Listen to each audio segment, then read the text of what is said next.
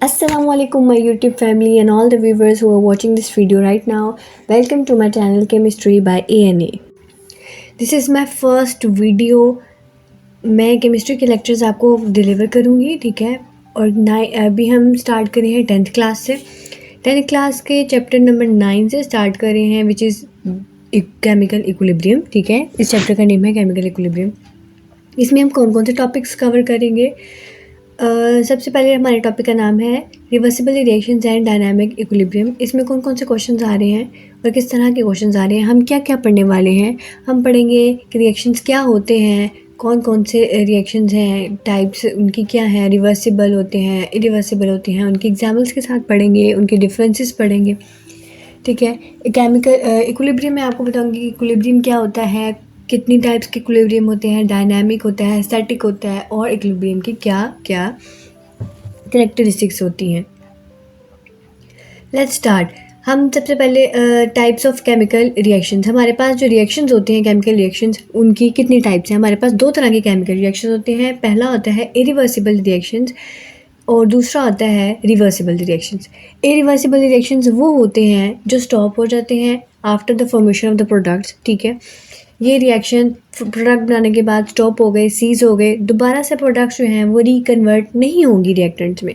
अगर हम इसके एग्जांपल लें तो हमारे पास डेली लाइफ में क्या आता है, रस्टिंग ऑफ आयरन, आयरन का जंग लगना, ठीक है। जब आयरन जो है एटमॉस्फेयर में पड़ा है तो क्या होगा कि ऑक्सीजन जो है प्रेजेंट इन द एटमॉस्फेयर वो उस आयरन को ऑक्सीडाइज कर देगी, और जब वो ऑक्सीडाइज करेगी तो आयरन जो है वो अपनी फॉर्म चेंज कर लेगा, वो कन्वर्ट हो जाएगा आयरन 3 ऑक्साइड में। ये जो रिएक्शन है ये इरिवर्सिबल है, बिकॉज आयरन जो है वो एक दफ़ा अगर कन्वर्ट हो गया है आयरन 3 ऑक्साइड में, यानी आयरन को अगर रस्ट लग गया तो दोबारा आयरन अपनी प्योर फॉर्म में कन्वर्ट नहीं हो सकता। सेकंड हमारे पास आते हैं रिवर्सिबल रिएक्शंस।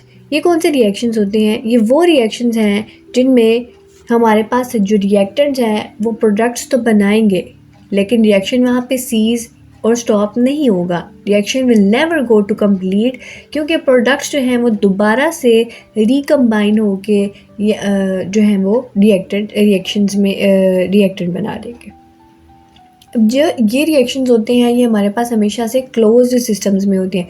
क्लोज सिस्टम्स मतलब कि जिनमें कोई सराउंडिंग या एटमॉस्फेयर का कोई भी इफ़ेक्ट जो है लिंक ना करे। इस पे पास हमारे पास एग्जांपल है हाइड्रोजन गैस की। हाइड्रोजन आयोडाइड फॉर्मेशन है ये, ठीक है। हाइड्रोजन गैस है और आयोडीन गैस है जो कि मिलके बना रहे हैं हमारे पास फॉर्मेशन हाइड्रोजन आयोडाइड। ये जो हमारे पास साइन है, दिस साइन, दिस शोज़ कि हमारे पास ये गैसेस हैं। ये जो जी मैंने राइट किया हुआ है इसका मतलब है कि ये गैसेस हैं। दिस साइन इंडिकेट्स, और ये जो हाइड्रोजन है और आयोडीन है ये दोनों कंबाइन होंगे और हमारे पास बन जाएगा हाइड्रोजन आयोडाइड गैशियस फॉर्म में। ये रिएक्शन चूंकि हमारे पास क्या है, रिवर्सिबल है, यानी क्लोज्ड सिस्टम में है। हमने सिस्टम को क्लोज किया हुआ है, बाहर हमारे पास अगर प्रोडक्ट बन भी गई है तो वो बाहर नहीं जा सकती, हमारे वेजल से बाहर नहीं जाएगी। तो फिर क्या होगा, with the passage of time हम जो हमारे पास रिएक्शन की कंडीशंस हैं वो हम उसको प्रोवाइड करते रहेंगे। जैसे कि जो डेल्टा साइन है ये है हीट का। अगर कॉन्स्टेंटली हीट प्रोवाइड करते जाएंगे तो क्या होगा, ये जो हाइड्रोजन आयोडाइड गैशियस फॉर्म में ये जो हमारे पास प्रोडक्ट बन गई है ये दोबारा से डिकम्पोज होकर क्या बना देगी, हमारे पास कन्वर्ट हो जाएगी रिएक्टेंट्स में। अच्छा, रिएक्टेंट्स क्या होते हैं, ये जो लेफ़्ट साइड पे होते हैं इनको हम रिएक्टेंट्स कहते हैं, एरो हेड के लेफ़्ट साइड पे, और जो हमारे पास राइट हैंड साइड पे होते हैं उनको हम प्रोडक्ट्स कहते हैं। और ये जो डबल एरो है ये इंडिकेट कर रहा है कि ये रिएक्शन रिवर्सिबल है, यानी ये फॉरवर्ड भी जाएगा और ये बैकवर्ड भी जाएगा।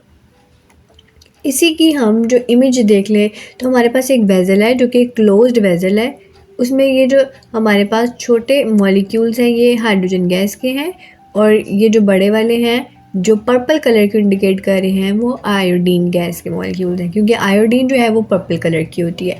अब जो रिएक्शन में हमने हीट प्रोवाइड की तो क्या हुआ, ये कंबाइन हो गए और हाइड्रोजन आयोडाइड बना दिया। हाइड्रोजन आयोडाइड चूँकि कलरलेस होता है इसलिए हमें पता चल जाएगा कि हमारी प्रोडक्ट बन गई है, जबकि वो कलरलेस आएगा।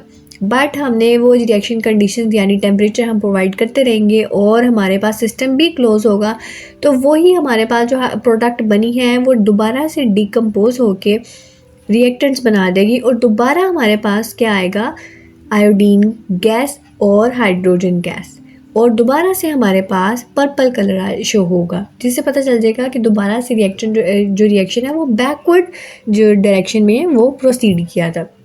इसके पास हमारे पास एक और भी एग्जांपल है इसकी, कैल्शियम कार्बोनेट की। कैल्शियम कार्बोनेट ये देखें, ये इंडिकेट कर रहा है ये सॉलिड फॉर्म में है, ठीक है। कैल्शियम कार्बोनेट को क्लोज वेसल में आपने क्या प्रोवाइड की, हीट प्रोवाइड की। डेल्टा इधर मैं लगा देती हूँ, ठीक है। हीट प्रोवाइड की आपने, तो क्या हुआ कि वो डिकम्पोज हो गई। इधर डिकम्पोजिशन का रिएक्शन है, जो हमने पहला पढ़ा था वो कम्बिनेशन का रिएक्शन था जिसमें कंबाइन हुए थे और प्रोडक्ट बना था। इसमें जो प्रोडक्ट है वो डिकम्पोजिशन का है कि कैल्शियम ऑक्साइड बनाया उसने सॉलिड फॉर्म में, जो कि नीचे सेटल डाउन हो गया कॉनिकल वेसल में और कॉनिकल फ्लास्क में, सॉरी, और हमारे पास बनी कार्बन डाइऑक्साइड गैस, ये गैशियस फॉर्म में होगी, ठीक है। और ये चूँकि गैसेस जो होती हैं उनकी डेंसिटी कम होती है तो ये हमारे पास वेसल के ऊपर होगी।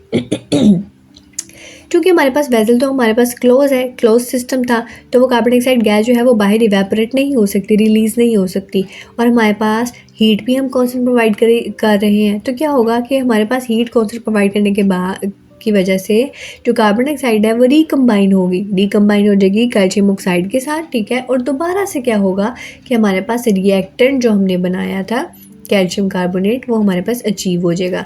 ये जो रिएक्शन है ये दो डबल डायरेक्शन में हुआ था, यानी फॉरवर्ड में भी और बैकवर्ड में भी। अगर हम इसकी खाली फॉरवर्ड देखें, यानी दो रिएक्शंस का ये कम्बिनेशन है, अगर हम खाली फॉरवर्ड देखें तो वो क्या था, वो इस तरह डिनोट होगा कि कैल्शियम कार्बोनेट जो है वो कैल्शियम ऑक्साइड और कार्बन डाइऑक्साइड में कन्वर्ट हुई with the arrow head sign moving towards right hand side, कि एरो हेड जो है वो उसका राइट हैंड साइड की तरफ इंडिकेट जा रहा है, मतलब कि बता रहा है कि वो रिएक्शन फॉरवर्ड में था।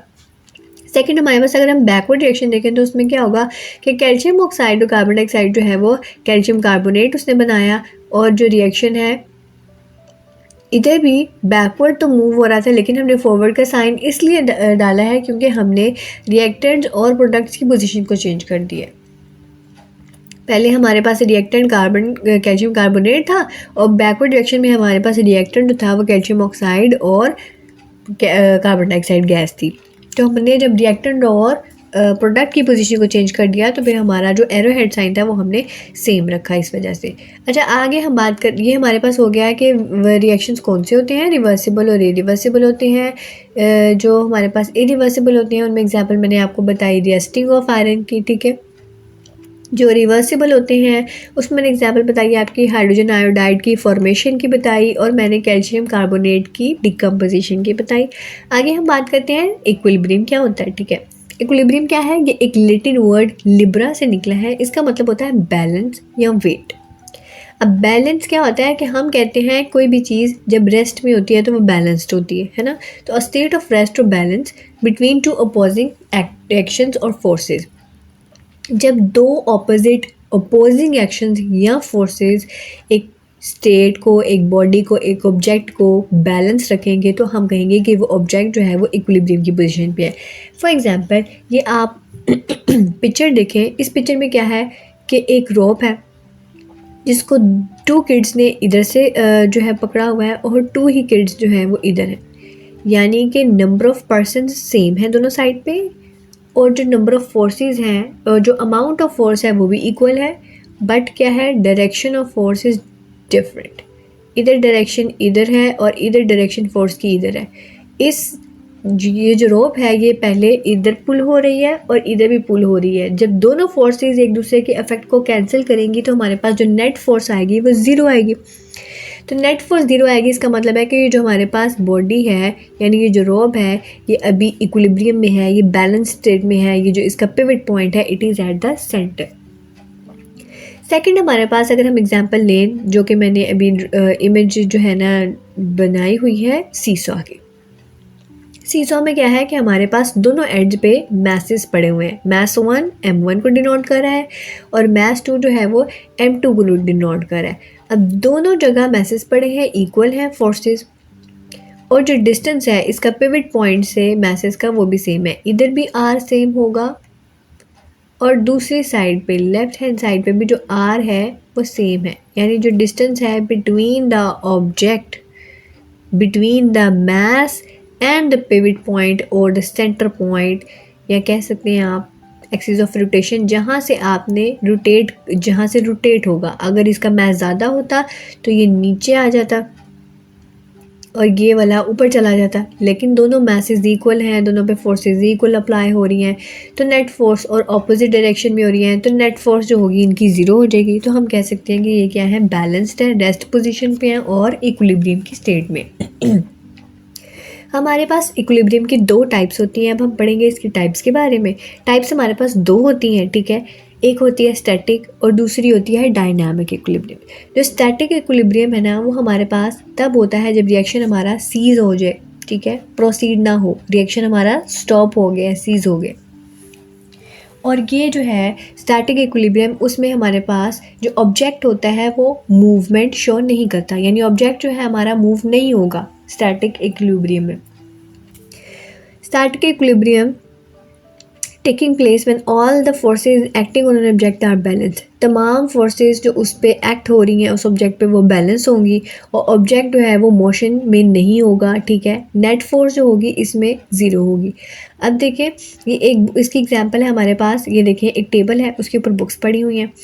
अब बुक्स जो है उन पे ग्रेविटेशनल पुल लग रही है, ठीक है, और वो डाउनवर्ड फोर्स मूव कर रही है। अब उस जो फोर्स है डाउनवर्ड फोर्स, उसी की अमाउंट की या उतनी ही जो है ना, उतनी ही इंटेंसिटी की जो फोर्स है ना, वो लग रही है अपवर्ड डायरेक्शन में, जो फोर्स लगा रही है टेबल अपनी बुक्स पर, ठीक है। टेबल जो बुक्स पर फोर्स लगा रही है वो अपवर्ड डायरेक्शन में है, जो बुक्स टेबल पे फोर्स लगा रहा है और जो ग्रेविटेशनल पुल भी आ रहा है वो हमारे पास डाउनवर्ड में है। दोनों फोर्सेज जो है वो इक्वल अमाउंट की है, ठीक है, बट ऑपोजिट डायरेक्शन में है। नेट फोर्स एक दूसरे को कैंसिल कर रही हैं। दूसरा जो है इस चीज़ को भी ओबे कर रहा है कि जो हमारा ऑब्जेक्ट है वो मूवमेंट शो नहीं कर रहा, वो स्टैटिक है, ठीक है। तो इस वजह से ये हम एग्जांपल कंसीडर करते हैं स्टैटिक इक्विलिब्रियम में, कि जब फोर्सेस इक्विलिब्रियम तो है, क्योंकि जब फोर्सेस एक दूसरे को इस दूसरे के इफेक्ट को कैंसिल कर रही हैं और नेट फोर्स हमारे पास ज़ीरो है, तो हमारे पास इक्विलिब्रियम तो है। स्टैटिक इक्विलिब्रियम तब है जब हमारे पास ऑब्जेक्ट जो इक्विलिब्रियम में है, रेस्ट पोजीशन में है, वो मूव भी नहीं कर रहा, ठीक है। आगे हम देखते हैं। ओके, इसके हमारे पास एक एग्जांपल है स्टैटिक इक्विलिब्रियम की, वो है डायमंड की कन्वर्जन ग्रेफाइट में। हम देखें केमिकल इक्विलिब्रियम में, अगर हम बात करें ना केमिकल इक्विलिब्रियम में, तो हम केमिकल इक्विलिब्रियम जो है वो उसमें स्टैटिक इक्विलिब्रियम नहीं होता, यानी केमिकल्स में, केमिकल इक्वेशंस में, क्योंकि उसमें मूवमेंट शो होती है, तो स्टैटिक इक्विलिब्रियम नहीं होता। स्टैटिक इक्विलिब्रियम के एग्जांपल जो है ना वो आपको फिजिकल फिनोमेना से में ही मिलती हैं। जैसे टेबल पे कोई रेस्ट पे कोई चीज़ पड़ी है, टेबल पे पड़ी है बुक्स, यहाँ पे लगा लें आप कोई बिल्डिंग है जो कि तमाम फोर्सेस उस पर एक्ट हो रही हैं, वो बिल्डिंग जो है अपनी पोजीशन पे स्टैंड कर रही है, रेस्ट पोजीशन पे, वो मूव नहीं कर रही, तो वो कहेंगे स्टैटिक इक्विलिब्रियम में। ये सारे फिजिकल फिनोमेना जो हैं इसमें आएंगे। आगे हमारे पास आता है, ठीक है, इसकी एग्जांपल हमने कहा था। अच्छा, डायमंड जो है उसकी कन्वर्जन ग्रेफाइट में। अब जो डायमंड है वो अनस्टेबल है और ग्रेफाइट जो है वो मोर स्टेबल है। अनस्टेबल तो नहीं कहेंगे, लेकिन ग्रेफाइट जो है वो मोर स्टेबल होता है डायमंड से। तो जो कन्वर्जन है ना उसकी डायमंड की ग्रेफाइट में, उसमें हमारे पास एक्टिवेशन एनर्जी बहुत ज़्यादा यूज़ होगी, ठीक है। और जो टेम्परेचर है वो हमारे पास होगा 2000 से अबव 2000 डिग्री सेंटीग्रेड से अबव टेम्परेचर जो है वो यूज़ होगा। तो तब हमारे पास जो है ना ग्रेफाइट जाके, डायमंड जो है वो ग्रेफाइट में जाके कन्वर्ट होगा। तो हम कह सकते हैं कि जो रूम टेम्परेचर है, रूम टेम्परेचर पे चूँकि डायमंड जो है वो ग्रेफाइट में कन्वर्ट नहीं हो सकता, कोई मूवमेंट नहीं शो हो रही, कोई रिएक्शन नहीं प्रोसीड हो रहा, ना रिएक्शन हो रहा है, ना कोई टाइम लग रहा है, फिर ना ही रिएक्शन की कोई स्पीड होगी, और जो फॉरवर्ड और बैकवर्ड रिएक्शन की जो रेशियो आएगी वो भी 0/0 होगी। ये हमारे पास जो रेशियो है वो भी 0 होगी, और जो हमारे पास रिएक्शन है उनकी स्पीड भी 0 होगी, क्योंकि रिएक्शन जो है वो प्रोसीड ही नहीं हो रहा, ना ही कोई टाइम लग रहा है, बिकॉज रूम टेम्परेचर पे जो है वो रिएक्शन नहीं होगा, उसको मज़ीद एक्टिवेशन एनर्जी चाहिए और टेम्परेचर कंडीशन चाहिए अबव 2000 डिग्री सेंटीग्रेड। तो हम कह सकते हैं ये एग्जाम्पल जो है इस कैटेगरी में फॉल करती है कि ये स्टैटिक इक्विलिब्रियम में है। नेक्स्ट हमारे पास आता है एक ग्राफ है। सॉरी नहीं, नेक्स्ट हमारे पास आता है डायनामिक इक्विलिब्रियम। सेकंड हमारे पास जो टाइप है वो है डायनामिक इक्विलिब्रियम। वो क्या होता है, वो तब इक्विलिब्रियम अचीव होता है जब हमारे पास जो रिएक्शन है वो स्टॉप ना हो। रिएक्शन जो है वो कंटिन्यूसली प्रोसीड होगा। अगर हमारे पास जो रिएक्टेंट है वो प्रोडक्ट्स में कन्वर्ट हो गए हैं तो प्रोडक्ट जो है वो दोबारा रिएक्टेंट में जो है वो कन्वर्ट होंगे, यानी रिएक्शन जो है वो कीप ऑन गोइंग रहेगा। ठीक है, इसमें हमारे पास फॉरवर्ड और रिवर्स रिएक्शंस होंगे। ये वही आ जाता है हमारे पास जो रिवर्सिबल रिएक्शंस हैं, यानी कि हम कह सकते हैं कि जो तमाम रिवर्सिबल रिएक्शंस हैं वो डायनामिक इक्विलिब्रियम को की कैटेगरी में फॉलो होते हैं, यानी वो उनमें जो इक्विलिब्रियम अचीव होता है वो डायनामिक इक्विलिब्रियम होता है। तमाम रिवर्सिबल रिएक्शंस में यही होता है। ठीक है, जो फॉरवर्ड और रिवर्स रिएक्शन दोनों में रिएक्शन जो है प्रोसीड हो रहा होगा, लेकिन ऑपोजिट डायरेक्शन में हो रहा होगा। ठीक है, ऑपोजिट डायरेक्शन में हो रहा होगा और फॉरवर्ड और रिवर्स रिएक्शन दोनों रिएक्शंस होंगे। अच्छा, ये जो होता है हमारे पास, ये हमारे पास अचीव होता है इक्विलिब्रियम क्लोज्ड सिस्टम्स में। आपको पता है रिवर्सिबल रिएक्शंस मैंने आपको पीछे बताया था, इसमें इस पिक में मैंने आपको बताया था कि ये दोनों रिवर्सिबल रिएक्शंस की ही टाइप थी। ठीक है, मैंने आपको बताया था कि ये हमारे पास क्लोज्ड सिस्टम्स में अचीव होता है कि जब प्रोडक्ट्स बन गई है लेकिन सिस्टम क्लोज है और हमारे पास टेम्परेचर कंडीशंस रिएक्शन की जो कंडीशंस हैं वो उसको प्रोवाइड की जा रही हैं, तो वो दोबारा से रिएक्टेंट में कन्वर्ट हो जाएगा। तो ये ही वाले जो है ना डायनामिक इक्विलिब्रियम इन ही रिएक्शंस में अचीव होता है जिनमें हमारे पास क्लोज सिस्टम हो, जब हमारे पास प्रोडक्ट्स बन गई हैं वो दोबारा से रिएक्टेंट में कन्वर्ट हो। ठीक है, अब डायनामिक इक्विलिब्रियम सिर्फ तभी होगा जब हमारे पास जो कंसंट्रेशन है रिएक्टेंट के प्रोडक्ट की वो हम चेंज ना करें। अगर कंसंट्रेशन जो भी हमने eight the start of the reaction हमने रखी है वही हम एंड तक रखें। इसमें हमारे पास एग्जांपल है कि हैबर प्रोसेस है हमारे पास, जिसमें बहुत ज़्यादा फेमस पॉपुलर है, फेमस है कह सकते हैं आप, बहुत ज़्यादा इंपॉर्टेंट है। अमोनिया की फॉर्मेशन का प्रोसेस है। ठीक है, जिसमें हमने नाइट्रोजन गैस ली है, हाइड्रोजन गैस ली है और वो अमोनिया की फॉर्मेशन है। ठीक है, रिवर्सिबल रिएक्शन है जो बता रहा है एरोहेड साइन से। और अब देखेंगे हमारे पास जो कंसंट्रेशन है रिएक्टेंट की, इसमें 1 मोल है, क्योंकि अमोनिया हमारे पास जो है नाइट्रोजन गैस के साथ कोई साइन नहीं लगा, इसका मतलब है कि देयर इज़ 1 मोल। और जो हमारे पास हाइड्रोजन है वो 3 मोल्स है। अब ये 1 मोल है, इसका ये 3 मोल है और ये 2 मोल्स बना रहे हैं अमोनिया की। ये हमारे पास कंसंट्रेशन है रिएक्टेंट्स के प्रोडक्ट्स के at the start of the reaction, और यही हमारे पास at the end of the reaction. Reaction तो एंड होता नहीं, स्टॉप नहीं होता, सीज नहीं होता डायनामिक इक्विलिब्रियम में लेकिन हम कह सकते हैं कि ये जो रिएक्शन कंडीशन है ये अगर हम चेंज नहीं करेंगे तभी हमारे पास जो है ना वो इक्विलिब्रियम अचीव होगा। इस इक्विलिब्रियम की डायनामिक इक्विलिब्रियम में होना क्या चाहिए, हमारे पास जो रेट ऑफ फॉरवर्ड रिएक्शन है वो रेट ऑफ बैकवर्ड रिएक्शन की इक्वल होना चाहिए, यानी सेम स्पीड हो। फॉरवर्ड रिएक्शन बैकवर्ड जो है वो हमारे पास यानी रिएक्टेंट जो है वो प्रोडक्ट में कन्वर्ट हो रहे हैं तो उनकी सेम स्पीड हो। ठीक है, और प्रोडक्ट जो है रिएक्टेंट में कन्वर्ट हो रहे हैं उनकी भी सेम स्पीड हो, उनकी कंसंट्रेशन भी सेम हो, तो तब हमारे पास जो रेट हैं दोनों के वो भी इक्वल आएंगे। अगर हम ये देखेंगे इसका फॉरवर्ड रिएक्शन अलग से ठीक है, नाइट्रोजन और हाइड्रोजन जो है वो कंबाइन होकर उन्होंने अमोनिया बनाया था और बैकवर्ड अमोनिया जो है वो डिकम्पोज हुई और उसने वो बना दिया नाइट्रोजन और हाइड्रोजन के molecules.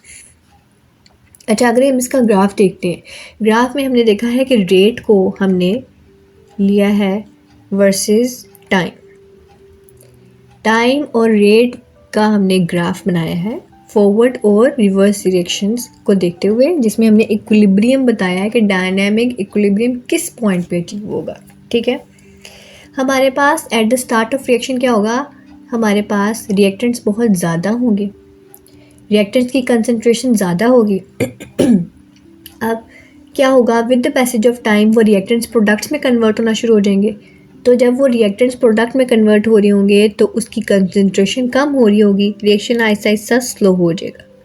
With the passage of time ये जो रिएक्शन का रेट है ये स्लो हो रहा है। ठीक है, और साइमल्टेनियसली क्या होगा, प्रोडक्ट्स जो हैं वो बनना शुरू हो गए हैं।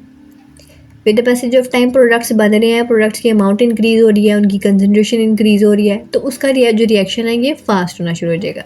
ये जो फॉरवर्ड रिएक्शन है ये आहिस्ता आहिस्ता स्लो होगा, जो रिवर्स रिएक्शन है ये आहिस्ता आहिस्ता स्लोली ये फास्ट होना स्टार्ट हो जाएगा। ठीक है, और इक्विलिब्रियम तब आएगा जब ये दोनों इकट्ठे होंगे, इनकी कंसंट्रेशन सेम होगी। जब ये स्लो होना शुरू हो जाएगा और उतने ही मोल्स, उतना ही रिएक्टेंट का जो है वो इसके पास होगा, जितने रिएक्टेंट्स प्रोडक्ट्स में कन्वर्ट हो गए हैं उतने ही प्रोडक्ट जो होंगे रिएक्टेंट में कन्वर्ट हुए होंगे। वो कह सकते हैं कि आप ये कह सकते हैं कि वो स्टेट जो होगी वो डायनामिक इक्विलिब्रियम की होगी। रिएक्शन आहिस्ता आहिस्ता स्लो हो रहा है, ठीक है, जो हमारे पास रिएक्टेंट्स हैं वो प्रोडक्ट में कन्वर्ट हो रहे हैं, रिएक्शन आहिस्ता आहिस्ता स्लो हो रहा है, और जो प्रोडक्ट है साइमल्टेनियसली वो भी रिएक्टेंट में कन्वर्ट हो रही है। फिर वो पॉइंट जिसमें हमारे पास रिएक्टेंट्स की अमाउंट और प्रोडक्ट्स की अमाउंट इक्वल होगी, ठीक है, वो हमारे पास आएगा डायनामिक इक्विलिब्रियम, जब हमारे पास इक्वल अमाउंट होगी। अच्छा, डायनामिक इक्विलिब्रियम जो है ना वो डिस्टर्ब हो जाता है। हमारे पास कुछ फैक्टर्स ऐसे हैं जो डिस्टर्ब कर देते हैं डायनामिक इक्विलिब्रियम को। वो कौन से फैक्टर्स हैं? सबसे पहला आता है हमारे पास हीट, सेकंड है concentration, and the third one is pressure and volume. Heat से कैसे होगा? अब देखिए, हीट आपकी प्रोडक्ट की और रिएक्टेंट की सॉल्युबिलिटी को चेंज कर देती है, ठीक है। अगर हम हीट प्रोवाइड करते हैं, हीट इंक्रीज़ कर देते हैं, तो सिस्टम ने क्या करना है, उस चीज़ को जो आपने इंक्रीज़ की है उसको कंपनसेट करेगा। तो सिस्टम आपका हीट को एब्जॉर्ब करेगा। हीट को एब्जॉर्ब करेगा तो जाहिर है वो एंडोथर्मिक रिएक्शन को फेवर करेगा, ठीक है। एंडोथर्मिक होते हैं जो हीट एब्जॉर्ब करते हैं। अगर हम टेम्परेचर डिक्रीज़ करते हैं अपने सिस्टम का जो कॉनिकल फ्लास्क में क्लोज्ड है, ठीक है, उसकी बात करें, जो डायनामिक इक्विलिब्रियम जिसमें अचीव हुआ था उसकी, अगर हम डिक्रीज़ कर देंगे टेम्परेचर को, रिएक्शन कंडीशंस तो कांस्टेंट होनी चाहिए थी ना डायनामिक इक्विलिब्रियम के लिए, लेकिन अगर हम कांस्टेंट ना रखें, टेम्परेचर को डिक्रीज़ कर दिया, तो क्या होगा, उस चीज़ को कंपनसेट करने के लिए सिस्टम जो है वो हीट को रिलीज़ करेगा, जो कि एक्सोथर्मिक रिएक्शन को फेवर करेगा। तो मतलब कि हमारे पास इक्विलिब्रियम जो है वो मेंटेन नहीं रहेगा, मज़ीद डिस्टर्ब हो जाएगा।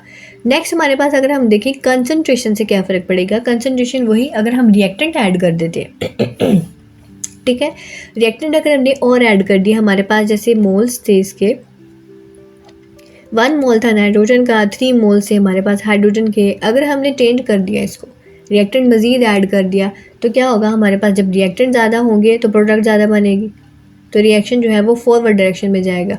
फॉरवर्ड डायरेक्शन में जाएगा इस वाली डायरेक्शन, ठीक है, इधर डायरेक्शन में जाएगा और अमोनिया ज़्यादा बनाएगा।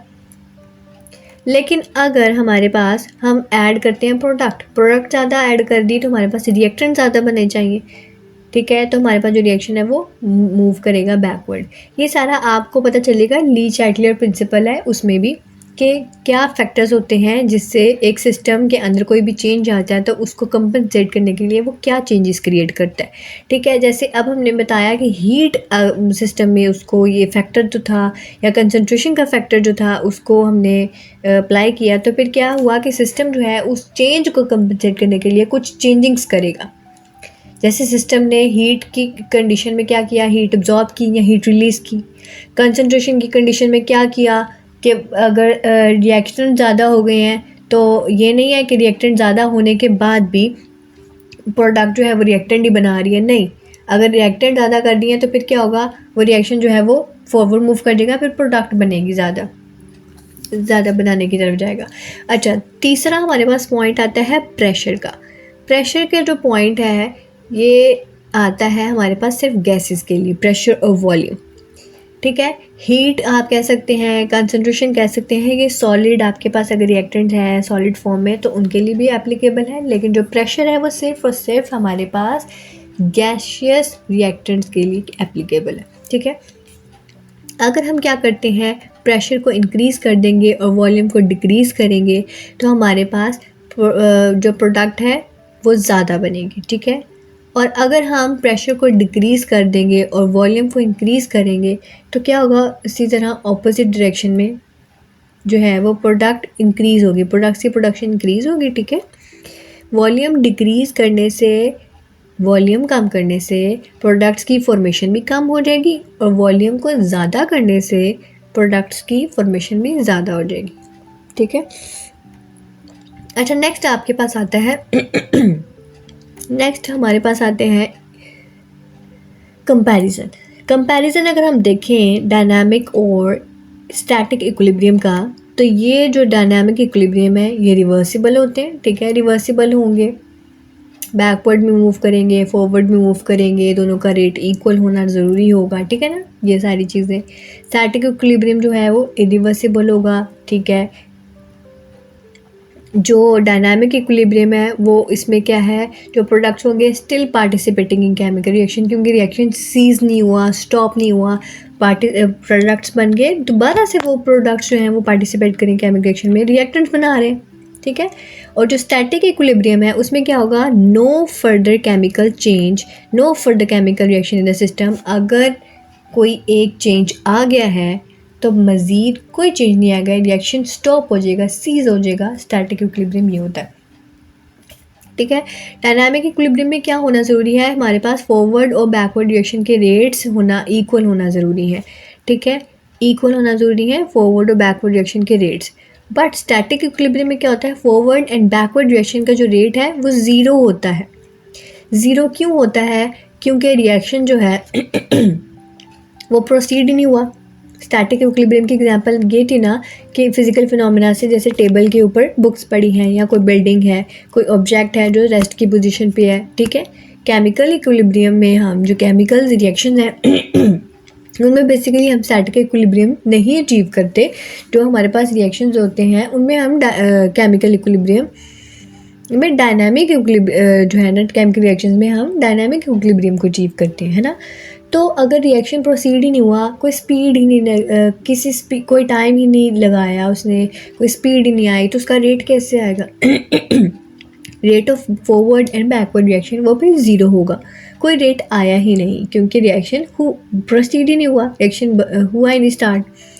लेकिन डायनामिक इक्विलिब्रियम में तो रिएक्शन होता रहता है, फॉरवर्ड भी होता है, बैकवर्ड डायरेक्शन में भी होता है, इसलिए उनका रेट जो है वो इक्वल होना ज़रूरी है, फॉरवर्ड रिएक्शन का और रेट ऑफ बैकवर्ड रिएक्शन, ये दोनों इक्वल होना ज़रूरी है। अच्छा, अगला पॉइंट आता है हमारे पास क्लोज्ड सिस्टम्स में होता है डायनामिक इक्विलिब्रियम, क्लोज सिस्टम में अचीव होता है। रिवर्सिबल रिएक्शन वैसे भी क्लोज्ड ही होते हैं, ये पॉइंट आपको इससे भी लिंक है। और जो स्टैटिक इक्विलिब्रियम है उसको अचीव वो दोनों में हो जाता है, बोथ ओपन और क्लोज सिस्टम में अचीव होता है, ठीक है। This is it for today's lecture, ठीक है, केमिकल इक्विलिब्रियम। और हमने आज बात की है इक्विलिब्रियम की टाइप्स के बारे में और रिएक्शंस के बारे में कि रिएक्शंस की टाइप्स क्या होती हैं। Thank you so much. अगर आपका कोई क्वेश्चन है इस लेक्चर से रिलेटेड तो काइंडली कमेंट सेक्शन में मेंशन करें। जब मैं सारे लेक्चर्स कवर कर लूँगी केमिकल इक्विलिब्रियम के, तो एंड पे क्वेश्चन आंसर सेशन करूँगी जिसमें तमाम उन क्वेश्चन का आंसर दूँगी जो आपने पूछे होंगे, और सारे इंपॉर्टेंट जो भी हमारे बोर्ड में आए हैं या पास पेपर्स के हैं वो भी सारे कवर करूँगी।